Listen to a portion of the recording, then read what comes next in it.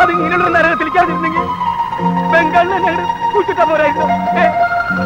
രാജ്യം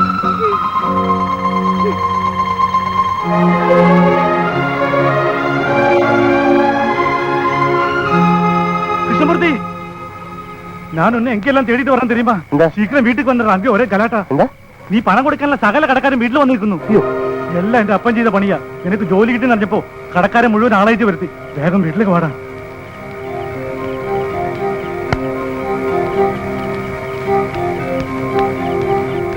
வந்துட்டா கிருஷ்ணமூர்த்தி வந்துட்டா. കൃഷ്ണമൂർത്തി, ഇത്രയും നാൾ തഞ്ചാവൂരിലെ കേസ് ജയിക്കട്ടെ, നിങ്ങളുടെ സ്വത്തൊക്കെ തിരിച്ചു കിട്ടട്ടെ എന്ന് പറഞ്ഞ് നീ ഞങ്ങളെ നിർത്തി. ഇപ്പൊ നിനക്ക് നല്ലൊരു ജോലി കിട്ടിയില്ലേ? ഇനിയെങ്കിലും ഞങ്ങളുടെ പണത്തിന് സമാധാനം ഉണ്ടാക്കണം. അതൊക്കെ ഞാൻ ഇപ്പൊ നീ ഇവിടുന്ന് ജോലി സ്ഥലത്തേക്ക് അമ്മയും കൂട്ടിക്കൊണ്ട് പോയാ ഞങ്ങളുടെ പണം ആര് തരും? ആരോട് ചോദിക്കും? അതുകൊണ്ട് ഞങ്ങളൊരു തീരുമാനമെടുത്തിരിക്കുക. നിന്റെ ശമ്പള പണത്തിൽ നിന്ന് 1000 രൂപ വീതം മാസം തോറും ഞാൻ കഴിച്ചു തരണം. അങ്ങനെ 6-7 കൊല്ലം കൊണ്ട് കടം വിട്ടിയാൽ മതി. അതെന്താ? അതൊക്കെ ഞാൻ തരാം. ആദ്യം എനിക്കൊരു ജോലി കിട്ടട്ടെ. ജോലി കിട്ടട്ടെ വാ. അപ്പൊ കിട്ടിയിരിക്കുന്ന ഈ ജോലിയോ? ആ ജോലിക്ക് ഞാൻ പോകുന്നില്ല.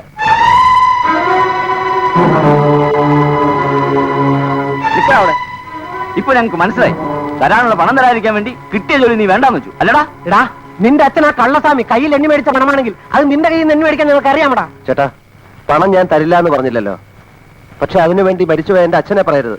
പറയൂടാ, തരാനുള്ളത് തരാണ്ട് ചേർത്താൽ നിന്റെ അച്ഛനല്ല അയാളുടെ അച്ഛനെ പറയിപ്പിക്കാൻ നോക്കാൻ എനിക്കറിയാം. കാണാം. എടാ എന്നടാ ഇത്?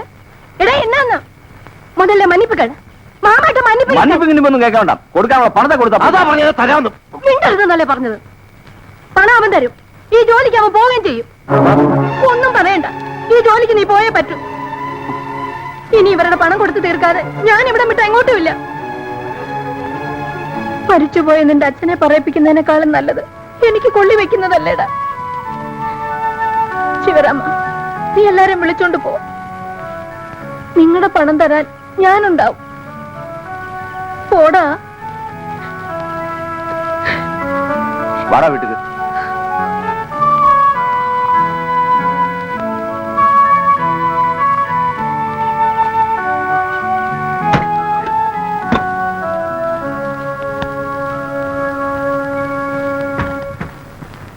കണ്ണ, ഇഷ്ടമില്ലാത്ത ജോലിക്ക് അമ്മ നിർബന്ധിച്ച് അയക്കുകയാണെന്ന് വിചാരിക്കരുത്.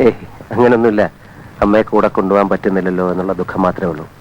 ഡേ പട്ടാഭി, അമ്മയെ ഞാൻ നിന്നെ ഏൽപ്പിച്ചിട്ടാ പോകുന്നത്. അമ്മയ്ക്ക് ഒരു വിഷമം ഉണ്ടാവാൻ പാടില്ല. കണ്ണ, നീ ഒരു ബ്രാഹ്മണനാണ്. നിന്റെ ദേഹത്ത് കിടക്കുന്നത് പൂണൂല്. ബ്രാഹ്മണന്റെ മഹത്വവും പൂണൂലിന്റെ പുണ്യവും എന്റെ മോനൊരിടത്തും കൈവിടും. അമ്മ എന്നോട് ഇങ്ങനെയൊക്കെ പറയുന്നത്. ഞാൻ പോട്ടെ. പോയിട്ട് വരേം ചൊല്ലടാ കണ്ണ. പോയിട്ട് വരാം. പട്ടാഭി, കേട്ടോടാ. മോളെ,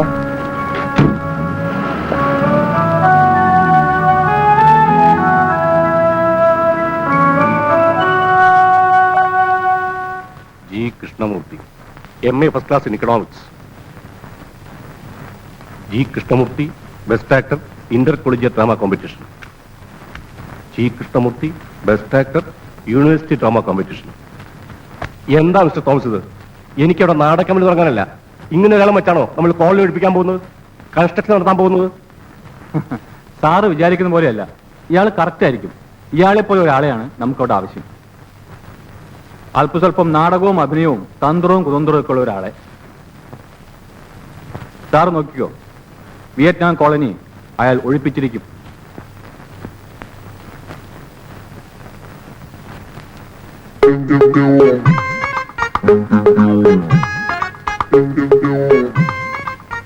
താൻ വന്നു അല്ലേ?